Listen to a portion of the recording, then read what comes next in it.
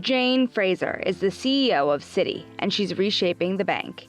It is one of the most transformational changes to U.S. banking in a generation, and she has a unique perspective of challenges and opportunities ahead as the leader of the most global U.S. bank. Jane and I sat down at Citigroup's New York headquarters on November 12th, and this is part of our conversation. Given the world is changing so quickly, where is the most promise over the next 5 years? And what regions of the world do you see as lagging?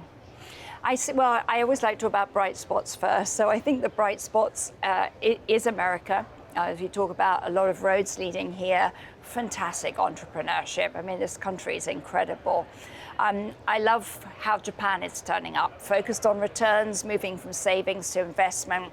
Entrepreneurs also on the front foot there. So that's exciting. Most of ASEAN as well, really adapting and adopting a lot of new technologies.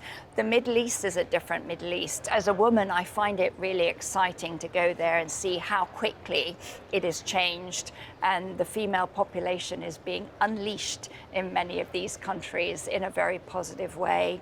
And I wouldn't forget Brazil and Mexico as areas where we're also seeing tremendous innovation. So I think those are, that's a pretty broad group of winners there. Europe has a tougher time. They've got some more structural challenges. Labor market is not as flexible. They don't have the scale that the States has. And they've got some challenges in terms of competitiveness. So that would be a quick walk around the world of the highs. While the world is changing, so too is the world of finance. Yes. In particular, you've seen for many years now the banks cede some share to the non-banks, and you made a lot of news this year when you struck a partnership with Apollo, a $25 billion partnership in order to provide more private credit to your clients. Where do you see the private markets going at the end of the day? Look, when you look at a transaction and a partnership like the one we have with Apollo, you're looking at a win-win. And as we look at it, we're marrying our strength in origination and some of their power on their balance sheet in areas that we can't compete with them on, and put it together in 1 + 1 = 3 for our clients, because we're still giving our clients choice. And I think that's what we see the private market as. In non-investment grade clients in particular, and companies, it's giving them an additional market to tap into. Some points, the private and public market, there's no arbitration between the two. Last couple of years, you saw the private market advantaged. The goal here from our perspective, give the client as much choice as possible. Again, what does it mean? I come back to America as a proud immigrant.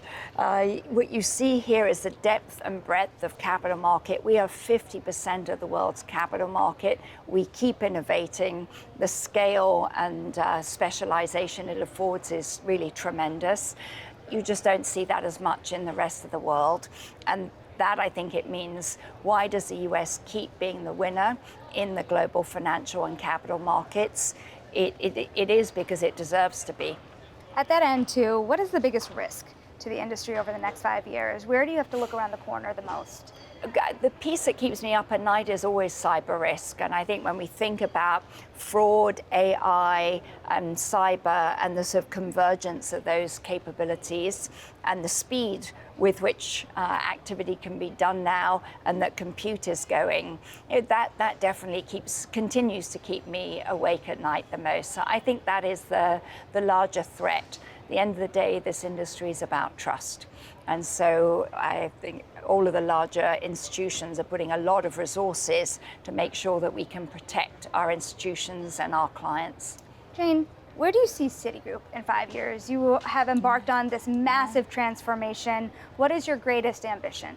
Oh, well, my ambition is to be a high-returning, high-quality earnings, modern, simpler institution that continues to play a shaping role in the global financial system. We're truly privileged to be as in as many locations as we are, with a talent base with such a global mindset and an ambition about it. So I think about we've got the right strategy and vision, we're executing with the right organization, and that we're a simpler, well-controlled, modern organization. We'll have got the job done.